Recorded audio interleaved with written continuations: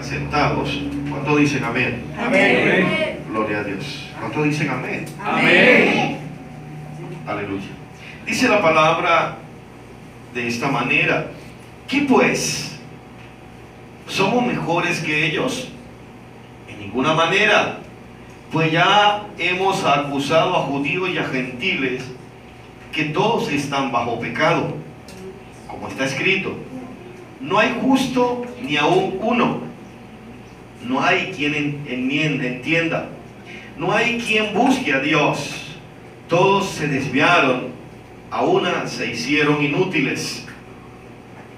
No hay quien haga lo bueno, no hay ni siquiera uno. Sepulcro abierto es su garganta, con su lengua engañan, veneno de áspides hay debajo de sus labios. Su boca está llena de maldición y de amargura, sus pies se apresuran para derramar sangre. Quebranto y desventura hay en sus caminos, y no conocieron camino de paz. No hay temor de Dios delante de sus ojos. Pero sabemos que todo lo que la ley dice, lo dice a los que están bajo la ley, para que toda boca se cierre y todo el mundo quede bajo el juicio de Dios. Ya que por las obras de la ley ningún ser humano será justificado delante de él, porque por medio de la ley es el conocimiento del pecado. Y quiero repetir esta parte en el verso 20. Ya que por las obras de la ley ningún ser humano, y entiéndase bien como está escrito, ningún ser humano será justificado delante de él, porque por medio de la ley es el conocimiento del pecado. Amén, amén, amén y amén. Gloria a Dios. Hoy le he puesto como título a esta prédica: nadie es justo delante de Dios. Nadie es justo delante de Dios. Cuando le hicimos la lectura de este pasaje,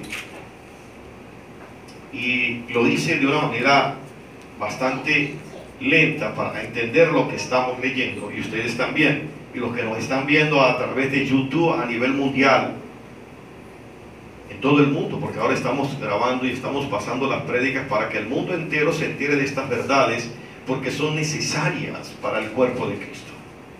Donde quiera que usted esté y esté viendo esta prédica, que es de parte de Dios, guiada por el Espíritu Santo, es para que ustedes también entiendan, donde quiera que están, cuál es la verdad para este siglo, para este tiempo. Amén. Amén. Cuando leemos este pasaje, y lo vamos detallando en la medida que lo vamos leyendo, parece que el apóstol Pablo está usando un ejemplo amplio de un fiscal general, entiéndase, un fiscal legal, digámoslo así, en cualquier parte del mundo. Aquí en nuestro país, Venezuela, es un fiscal general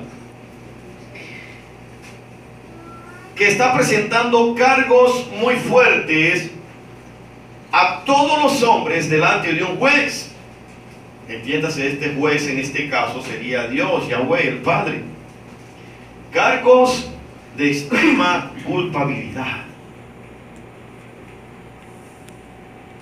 Juez que ciertamente es un Dios, o es Dios, totalmente santo, porque esa es su naturaleza, ese es su carácter, donde la humanidad es culpable irremediablemente de pecado. Fíjate, la humanidad es culpable irremediablemente de pecado.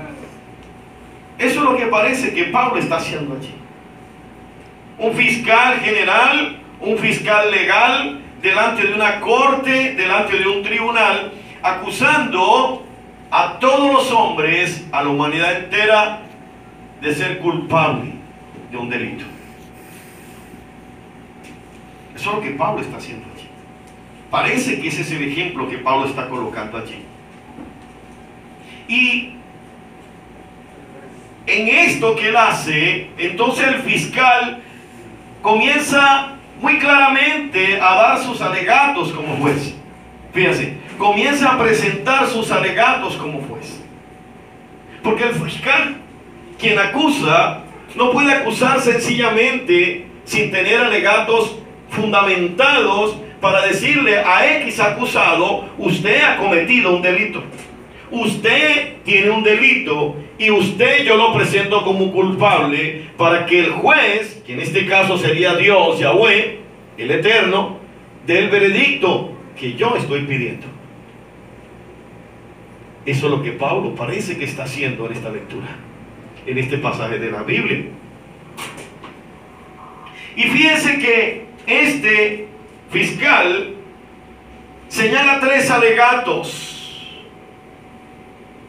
delante del juez. Póngase usted en este caso, iglesia, como el acusado. Y Pablo en este momento, y me incluyo, está presentándonos delante de Dios como juez con una característica. Nos está señalando como culpables. Nos señala. Y usa 3 alegatos, porque nos divide en esa forma en 3 grupos distintos. Porque está juzgando a la humanidad. Y lo abre en 3 grupos y le presenta los alegatos a Dios. El primer alegato dice: los incrédulos que no conocen la ley de Dios tienen una conciencia y merecen la ira de Dios, porque no han glorificado al Creador ni le han dado gracias. ¿En qué basó Pablo esto? En el libro de los Romanos, en el capítulo 2, verso 14-15, Pablo hace ese alegato. Dice: porque cuando los gentiles, entiéndase lo que dice Romanos capítulo 2, verso 14-15. Fíjense cómo él presenta el alegato. ¿Para quién? Para los que no conocen a Dios. Dice: porque cuando los gentiles que no tienen ley hacen por naturaleza lo que es de la ley, estos, aunque no tengan ley, son ley para sí mismos, mostrando la obra de la ley escrita en sus corazones, dando testimonio su conciencia y acusándoles o defendiéndoles sus razonamientos. Wow, qué tremendo alegato el que presenta Pablo contra los gentiles, contra aquellos que aún no conocen a Dios. Le dice: Señor, juez, este reo, humanidad común, gentil, dice no conocerte, porque no conoce tus leyes. Pero cuando él hace lo que la ley dice, entonces bajo su conciencia, él es ley. No tiene excusa. Estás dando un alegato que la humanidad no tiene excusa para esconderse y decirle: pues no es así. No, porque cuando el común o el gentil que aún no conoce a Dios, porque les digo algo, como hay personas aún en esta tierra, por experiencia, se los digo, no saben quién es Dios. Créanlo. No saben quién es Dios. Pero usted les pregunta: ¿esto es malo? Sí. ¿Cómo lo sabe? Pero tú lo haces. ¿Cómo sabe que lo que está haciendo es malo? Por causa de su conciencia. Entonces la ley lo arropa. Y Pablo presenta ese alegato delante de Dios. Señores, usted que está en el mundo, tienen que entender algo: que aunque usted no conozca a Dios, su conciencia lo acusa, porque hace las cosas que la ley dice que son malas, y haciéndolas se hace ley. Usted mismo se hace ley. Ese es el primer alegato de los 3 grupos que Pablo presenta en la posición de un fiscal delante de un juez, que es Dios eterno y santo. La segunda alegato está cuando dice: las personas religiosas que conocen la ley de Dios y ellos no la han obedecido. Las personas religiosas que conocen la ley de Dios, pero ellos aún no la han obedecido. ¿De qué estaba hablando Pablo? Vamos al libro de Mateo, en el capítulo 7, 21. Vamos a buscarlo. Mateo capítulo 7, verso 21. Y dice la palabra así, de esta manera. Capítulo 7, verso 21. Señala Pablo allí, dice: no todo el que me dice Señor, Señor, entrará en el reino de los cielos, sino el que hace la voluntad de mi Padre que está en los cielos. ¡Wow! Parece que son muchos que sí conocen la ley, como en aquel tiempo, aún hoy, que van a las iglesias y, como dice el común denominador, se dan golpes de pecho, pero aún conociéndola, hacen lo contrario que la ley les dice, que la ley de Dios les dice. No mate, pero matan. No hurten, pero hurten. No te prostituyas, pero te prostituyes. No levantes falsas calumnias, y usted levanta falsas calumnias. Son conocedores de la ley, pero aún no son hacedores de ella. Esos son los religiosos. Muchos van a visitar a los enfermos en los hospitales. Jesús dijo: eso es la verdadera religión. Y visita los hospitales, las cárceles, los huérfanos, las viudas. Hacen bien. Pero es que todavía tu corazón está lejos de mí, porque no lo hace para mí, lo hace para ti, para que el mundo te vea. Qué duro. De eso está lleno. Y Pablo está presentando al otro grupo. ¿Conoces la ley de Dios? ¿Pero eres hacedor de ella? ¿Te sigues bajo la voluntad perfecta de Dios? Porque ese es otro problema, que el mundo dice: yo hago la voluntad de Dios, especialmente los religiosos. ¿Qué dicen? Pero no se dan cuenta que la voluntad de Dios, como consecuencia, sabemos que es buena, perfecta y agradable. Pero la voluntad de Dios es dual. Es decretiva, en primera parte, siendo Él soberano. Porque el ser soberano lo ejerce mediante tres cosas. Mediante su soberanía como influencia, mediante su voluntad como carácter, y mediante su misericordia, porque Él es amor. Y cuando hablamos de la voluntad de Dios en el ser soberano y supremo de Papá, el Eterno, Yahweh, como lo quieras llamar, lo vemos en la forma decretiva, cuando Dios mismo ya estableció los decretos sobre las cosas, y Él permanece activo para que nada de eso se salga.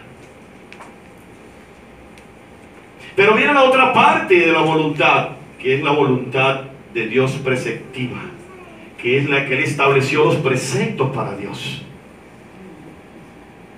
Y dijo: hombre, aquí están mis preceptos, cúmplalos.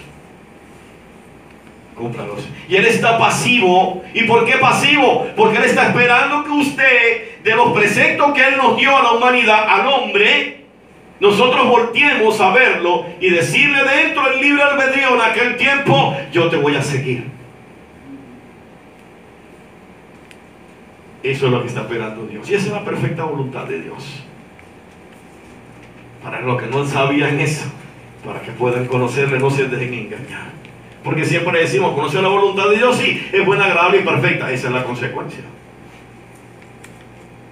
Pero ¿qué es la voluntad de Dios? Pocos se interesan por eso, no quieren aprender. Pero aquí Pablo está señalando entonces a los religiosos. ¿Cuántos religiosos habrán entonces en las iglesias? ¿Cuántos? ¿Cuántos religiosos todavía tenemos en nuestra vida? Porque es que usted es iglesia, usted es la piedra viva, dice Pedro. Usted es el templo y la morada del Espíritu Santo. Usted es el templo de Dios. Usted es la casa donde habita el Eterno. ¿Cuánta religiosidad aún queda delante de nosotros? Y hoy Pablo nos presenta delante de Papá como juez. Nos presenta. Él conoce la ley y conoce tus preceptos, pero aún todavía no hace tu voluntad. ¿Cuántos religiosos que van a las cárceles a predicar qué? El evangelio, pero para modus propio? para que todo el mundo y él pueda decir, yo tengo un ministerio, un invento. La otra vez prediqué y dije de parte del Señor que hemos sido tan religiosos que ya el sentido de la fe dejó de ser absoluta. Entonces ya la Biblia, la palabra de Dios, se ha convertido a partir de ese entonces en un rollo de papel toalé. Que lo uso cuando la necesito, ya me antojo y después la boto. Qué duro. Pablo tenía razón, pero aún nos queda un tercer grupo. Y dice los judíos, el tercer grupo, que están circuncidados como señal de su pacto con Dios. Esto es cierto, porque la circuncisión en la carne era la señal de Dios para el pacto con Israel, para con los judíos. Y les dice que están orgullosos de cumplir externamente las leyes de Dios. Porque ellos ciertamente se sientan orgullosos de cumplir las leyes externamente. Dice Pablo, también son culpables delante de Dios porque su corazón está lejos de Él. No se escaparon. Porque su corazón está lejos de Él. Cuando vemos a Mateo capítulo 15, ahí estamos en Mateo capítulo 15, el verso 7 y 9, voy a poner los lentes para no equivocarme en la lectura. 7 y 9 dice, hipócritas, bien profetizó de vosotros Isaías cuando dijo, este pueblo de labios me honra, mas su corazón está lejos de mí, pues en vano me honran, enseñando como doctrinas mandamientos de hombres. Qué duro. Estaba Pablo señalando a los tres grupos. El que quiera buscarlo está en el libro de Isaías, eso que dijo Isaías, capítulo 29, verso 13. Pablo está presentando la humanidad y la divide en tres grupos para presentarla. Allá en el mundo, tal vez en Estados Unidos, en Argentina, en Colombia, en Brasil, donde estén escuchando esto es una verdad. Cuando leemos el capítulo 3 de Romanos y entramos en esta parte del verso 9 hasta el verso 20, nos vamos a enfrentar a esta realidad como Pablo nos presenta delante de Dios. A todo hombre, a todos los hombres, a toda la humanidad entera. Dispongamos nosotros en qué grupo estamos. Si en los que aún todavía no conocen a Dios, como gentiles, en la gracia común, o simplemente entre los que conocemos la ley de Dios y sus mandamientos y aún seguimos siendo religiosos, o estamos del lado de los judíos. Pero nadie se escapa. Nadie se escapa. Fíjense que después de haber Dios como juez, Yahweh, haber escuchado los alegatos de Pablo, es interesante y muy importante saber y conocer el veredicto del papá, del juez, del único y verdadero juez. Esto es una verdad. Vamos a ver qué nos señala el juez. Así que agárrese ahí usted en su asiento. Clasifíquese en qué parte de los tres grupos Pablo te está señalando. Y vamos a revisarnos cada uno.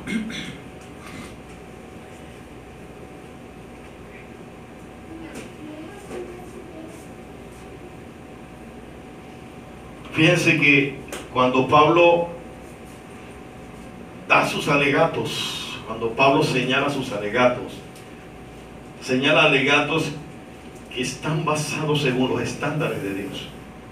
Y tenemos un problema en toda la humanidad. Yo amo a Dios y yo busco a Dios a mi manera, pero es que tus estándares como hombre no son los mismos estándares de Dios.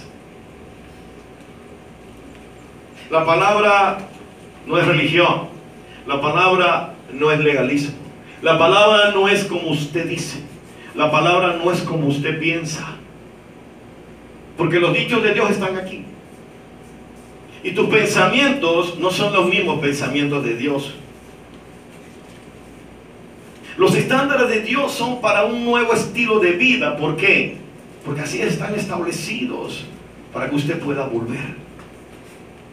Para que Pablo no lo señale. Fíjense que Pablo repite los cargos, y estoy hablando de Pablo como apóstol para los gentiles, según el libro de los Romanos, porque él también lo dijo. Yo soy apóstol puesto para los gentiles, ¿de parte de quién? De Jesús. ¿Sí? Lo pueden buscar allá en Romanos capítulo 13. ¿Sí? Romanos capítulo 11. Apóstol para los gentiles fue puesto Pablo. ¿Y qué dice? Él simplemente repite los alegatos de Dios ya establecidos por la profecía en el Antiguo Testamento. ¿Sabían eso? Pablo no inventó nada, simplemente repitió cada uno de los alegatos que ya estaban marcados para el hombre y la humanidad, según Dios, como sombra hoy para Pablo, como sombra. Y vamos a ver el primero, cuando los cargos que repite Pablo en el Antiguo Testamento, y dice los cargos de Dios contra toda la humanidad. Yo quiero que me presten atención aquí, ¿sí? Que vamos a seguir esto para aprenderlo bien. En el libro de Jeremías, vamos a buscarlo, en el libro de Jeremías, capítulo 14, libro de Jeremías, en el capítulo 14, versos del 1 al 3, dice el Señor: palabra de Jehová que vino a Jeremías. ¿Quién está hablando? ¿De parte de quién está hablando Jeremías? De Dios. De Yahweh. Dice, palabra de Yahweh que vino a Jeremías con motivo de la sequía. ¿Verdad que sí? Dice ahí. Y dice, se enlutó Judá y sus puertas se despoblaron. Se sentaron tristes en tierra y subió el clamor de Jerusalén. Los nobles enviaron sus criados al agua, vinieron a las lagunas y no hallaron agua. Volvieron con sus vasijas vacías. Se avergonzaron, se confundieron y cubrieron sus cabezas. Aquí estaba Dios señalando alegatos contra el carácter del ser humano. Sí, perdón, contra toda la humanidad. En Jeremías, perdón, yo dije el 14, es el 17, es el verso 17, sí, verso 17, sí, porque aquí es cuando entra el castigo de Dios contra Judá, entiéndase Judá, Israel del sur. Y dice, el pecado de Judá escrito está con cincel de hierro y con punta de diamante. Este es el verso. Está el Señor acusando a toda la humanidad. Esculpido está en la tabla de su corazón y en los cuernos de sus altares, mientras sus hijos se acuerdan de sus altares y de sus imágenes de acera, que están junto a los árboles frondosos y en los collados altos, sobre las montañas y sobre el campo. Todos tus tesoros entregaré al pillaje por el pecado de tus lugares altos en todo tu territorio. ¡Wow! La humanidad hoy está metido en una celebración fácil. Hacen imágenes de acera. Imágenes de acera. Yo diría que de los 10.000 millones de personas en el mundo, aproximadamente unos 7.500 mil millones de personas adoran a otros dioses que no es al Dios verdadero. Esto es duro. Pero es que no quiere decir que no estén al tanto de esa verdad. Sí la conocen.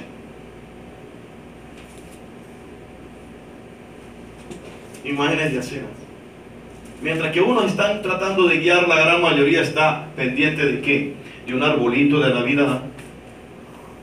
Ahí, sí, de una imagen completa, cualquiera, sí, hasta hemos llegado, la humanidad, a adorar animales, porque ahora somos adoradores de animales, primero que al Dios verdadero, al Todopoderoso.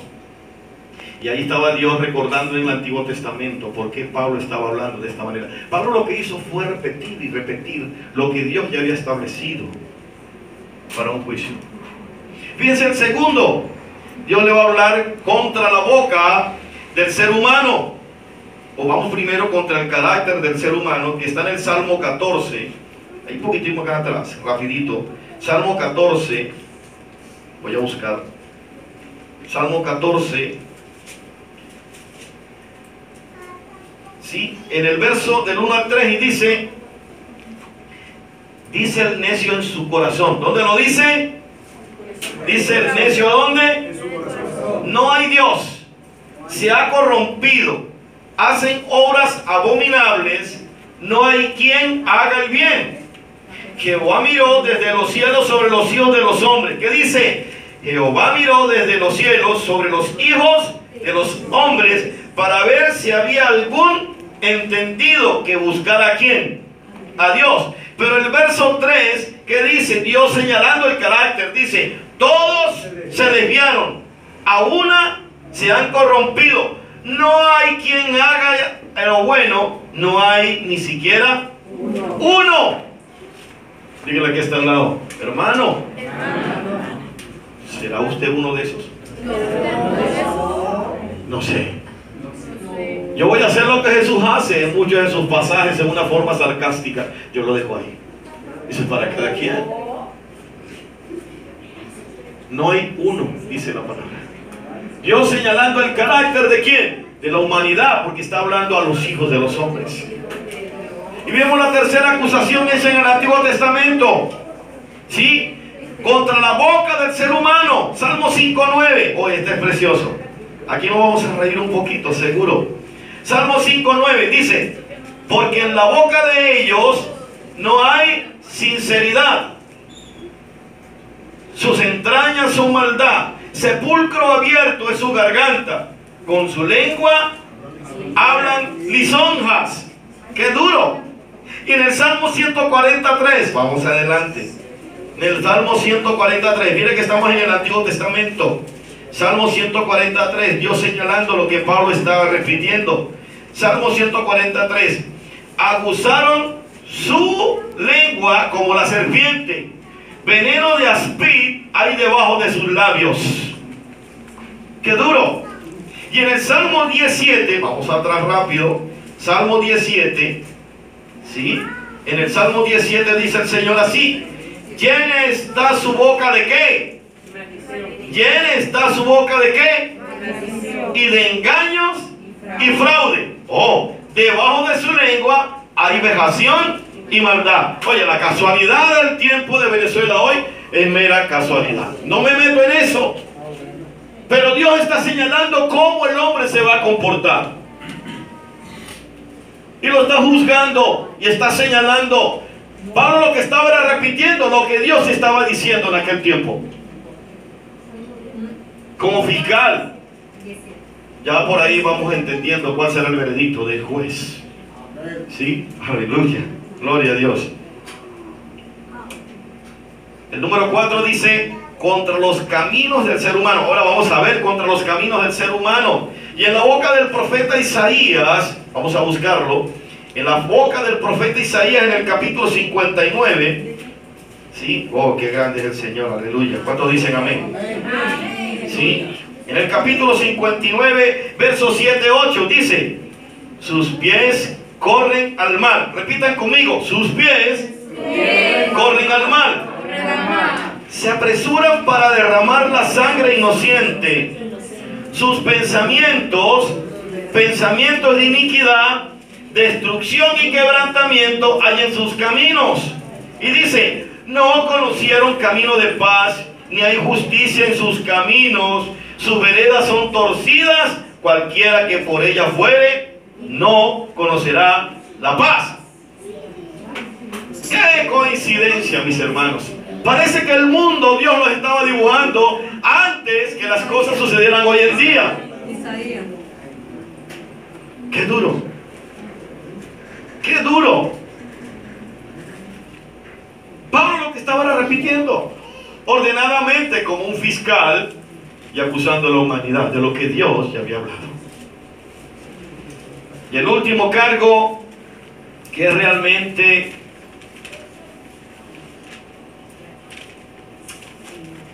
de tan profunda injusticia. Ojo, el último cargo, que es realmente de profunda injusticia, vamos a decirlo así, es el orgullo. El orgullo. Vamos a ir al Salmo 36. Al Salmo 36. Vamos atrás para que vean que Dios es, es hermoso, es bello. ¿Sí? Salmo 36. Rapidito, ustedes corren más rápido la Biblia que yo. Salmo 36, versos 1. En la parte B. Salmo 36, 1 dice: la iniquidad del impío me dice al corazón, no hay temor de Dios delante de sus ojos. Y el 12 dice: se lisonjea por tanto en sus propios ojos, de que su iniquidad no será hallada y aborrecida. ¡Wow! ¡Qué hombre tan orgulloso tiene la humanidad! ¡Qué hombre! Vive pendiente del orgullo sin darse cuenta que el orgullo lo está, ¿qué? Condenando. Ya Dios viene acusando al hombre por causa del ¿qué? Del orgullo. Por causa del orgullo. Dígale que está al lado, hermano. El orgullo no está en mí. ¿Cuánto lo creen? ¿Cuánto lo creen? Denle un aplauso al que vive, aleluya. Gloria a Dios. Fuerte para el Señor.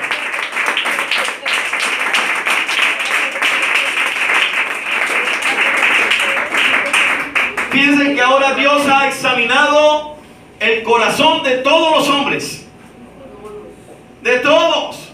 En esta mañana Dios, a través de aquí, de esta vía, y aquí en la iglesia Hexibá, en Maracay, Venezuela, Estado de Aragua, Dios ha examinado el corazón de todos los hombres. Y ahora ha traído los cargos, su palabra y su ley como normas santas, y nos han mostrado nuestro pecado. Y nos han mostrado nuestro pecado. Fíjense. Que ni siquiera esforzándonos, presten atención a esto, a todos, ni siquiera esforzándonos, hermanos, todo lo mejor que podamos en obedecer las leyes de Dios, nos haría, fíjense, nos haría vernos como justos delante de los ojos de Yahweh. Con todo el esfuerzo que ustedes allá en la otra parte del globo terráqueo y nosotros aquí, aún obedeciendo las leyes de Dios, no estaríamos, ni nos verían aptos delante de los ojos de Yahweh. No nos verían. Y eso está escrito. ¿Lo quieren ver en Santiago capítulo 2, verso 10? Vamos a buscarlo rápido. Santiago 2, capítulo 2, verso 10, dice: porque cualquiera que guardare toda la ley, dígale que está al lado, hermano, aunque usted guarde toda la ley, pero ofendiera en un punto, se hace culpable de todas las leyes.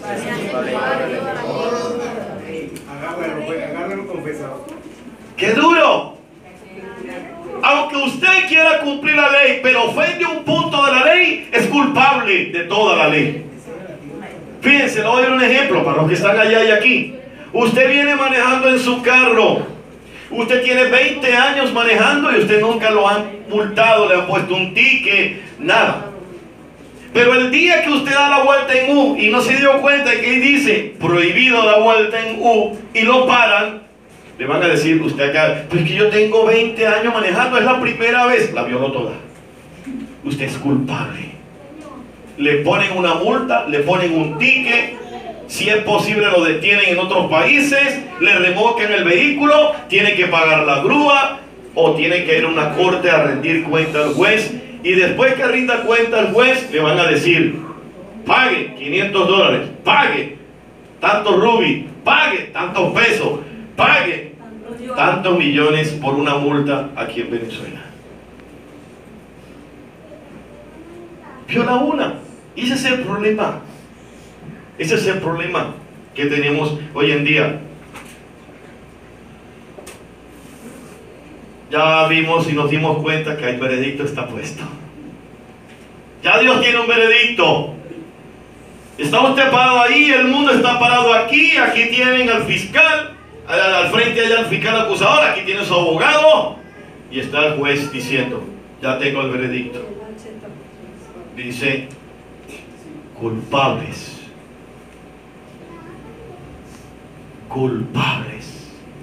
Todos somos culpables. Culpables. Dios se encuentra que todo el mundo es culpable de los cargos que presentó ¿quién? Pablo.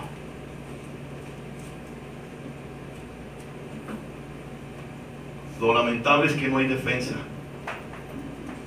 porque Dios es excelso. ¿Quién dice que no es culpable? Culpable. El Señor dice culpable. La palabra culpable literalmente significa sentencia, que estamos bajo sentencia. Y es la Biblia la que me da el concepto. En Romanos capítulo 3, verso 19, vamos al libro de los Romanos de nuevo. En Romanos capítulo 3, sí, capítulo 3, verso 19, si no me equivoco, ¿correcto? Capítulo 3, verso 19, dice lo siguiente: pero sabemos que todo lo que la ley dice, lo dice a los que están bajo la ley, para que toda boca se cierre y todo el mundo quede bajo el juicio de Dios. Así que cuando usted es culpable, está bajo juicio. Usted está bajo juicio, irremediablemente. Usted está bajo juicio.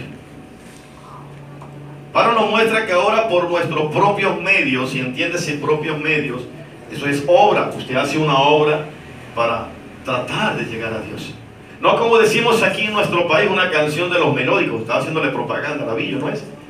Para llegar al cielo se necesita una escalera grande y otra chiquita. No hay mentira más mentira que esa, ¿cierto? ¿Por qué? Porque no es así, ¿ok?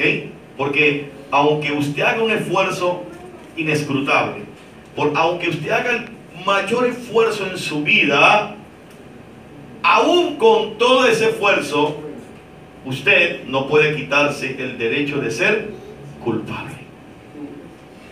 No puede. ¿Cómo se lo quita? Ya usted fue sentenciado, está bajo sentencia. ¿De acuerdo? Y fíjense que esta culpabilidad tiene que ver en un sentido con lo que sucedió allá en el libro de Génesis, en el capítulo 2. En la historia de Adán y Eva, cuando a Adán se le dijo, ciertamente de todos los árboles del huerto podéis comer. No, que no lo prohibió. Pero el día que comáis del árbol de la ciencia, del conocimiento del bien y del mal, ese día ciertamente morirás. ¿Ves? Comenzó el problema ya. Y vino Adán y Eva y comieron. ¿No comieron? Sí. Desobedecieron y ciertamente murieron. ¿Para quién? Para Dios. Murieron para Dios.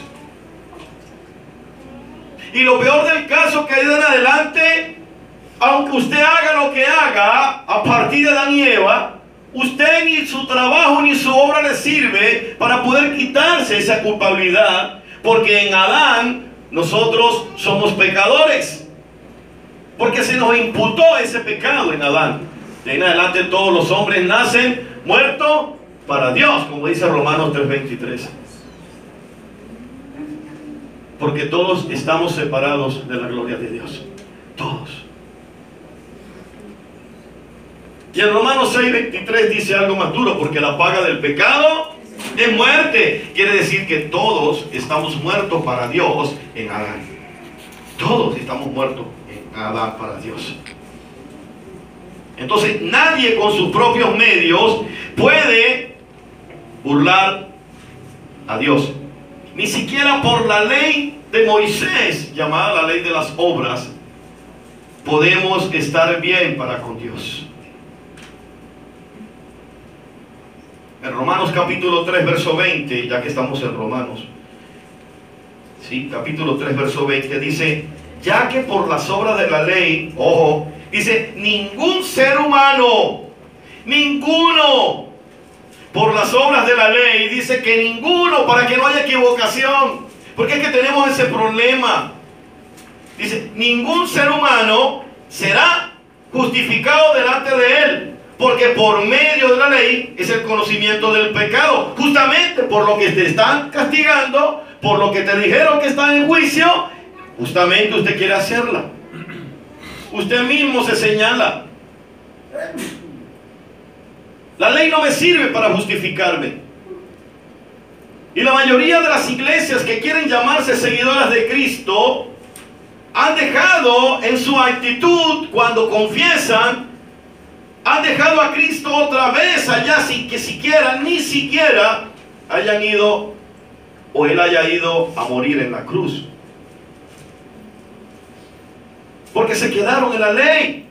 Entonces comienzan a hacer sus obras y sus hechos bajo la ley y bajo la ley de hombres, sencillamente buscando quitarse el juicio de encima para pararse delante de Dios y decir, yo soy justo porque yo me lo he ganado. Entonces, ¿para qué murió Cristo en la cruz? ¿No fue para eso? Entonces niegan a Jesús en la cruz el día que buscan a la ley después de haberlo confesado como su Salvador. ¿Se separaron de quién? De Cristo. Y siguen siendo culpables de los delitos que ya el juez le ha imputado. Él es culpable de muerte. Porque la paga del pecado, siguiendo la ley, es muerte. Romanos capítulo 6, verso 23. Porque la paga del pecado es muerte. Usted sigue muerto para Dios. En Adán. Entonces, si esto es cierto, por eso es que el mundo no lo entiende. En 2 Corintios 4:4 vemos que el mundo no entiende esto, ni quiere entenderlo, se separa cada día más de Dios. Porque dice, porque el Dios de este siglo cegó el entendimiento de los incrédulos. Usted no cree en Dios y el enemigo lo tiene cegado en el pensamiento, en el conocimiento, para que usted no pueda llegar a los pies de quien lo puede salvar. Esa es la verdad, pero están enseñando otra. Y usted sigue siendo culpable, dispuesto a morir, creyendo que va a ser salvo. Esa es la triste realidad que estamos viendo hoy, en este tiempo. Los que están allá viéndome en otros lados del mundo. Los que estamos aquí en la iglesia. Estamos muertos para Dios. Hombres, estamos muertos para Dios en Adán. Pero las cosas no se quedan allí. No se quedan allí. En su famoso plan llamado protoevangelios, en Génesis capítulo 3, verso 15, Dios en su infinita misericordia, en su infinito amor, Él envió a su Hijo. Fíjese, envió a su Hijo Jesucristo a llevar nuestro pecado sobre Él y pagar la pena de muerte por nosotros. A cambio de ello, a cambio de creer en eso, Él nos da su justicia. Fíjense, Adán nos imputa el pecado. Y cuando venimos a los pies de Jesús y le creemos a Dios que eso es verdad, Él lo que nos está invitando es: déjame que yo te entregue mi justicia, porque la tuya no me sirve para que tú estés como Adán estuvo en el huerto del Edén como hombre. Entonces, cuando usted le cree, usted le imputa a Cristo tu pecado, y viene Cristo y muere en la cruz del Calvario, como dice Juan 3:16, porque de tal manera amó Dios al mundo que ha dado a su Hijo unigénito, para que todo aquel que en Él cree no se pierda, mas tenga para que tenga vida eterna. Esa es una verdad. Ahora nosotros le imputamos el pecado ¿a quién? A Jesús. Y Él en la cruz del Calvario llevó su pena. Y después que usted acepta a Cristo, entonces sucede algo hermoso y maravilloso. Gloria a Dios. Que es que ahora Él te imputa algo que usted no quería. Su justicia. Gratis. Se llama gracia. Un regalo no merecido que usted no quiere. Yo a veces no entiendo. Yo no entendía en aquel tiempo. No lo quería entender, no entendía que Dios lo que quiere es dejar que yo me pare delante de Él, como Adán y Eva un día estuvieron caminando de la mano con Dios. Porque hoy no lo puedo hacer con mis obras, con mis hechos, con mi esfuerzo. Para eso murió Cristo. Era necesario para que ese regalo llegara a mis manos. Un regalo que usted ni yo merecemos. No hay nada que hacer, no hay esfuerzo, no hay obra mía. No, la hizo ¿quién? Dios, porque sabía que el hombre no podía volver a su presencia solo. No podía volver solo.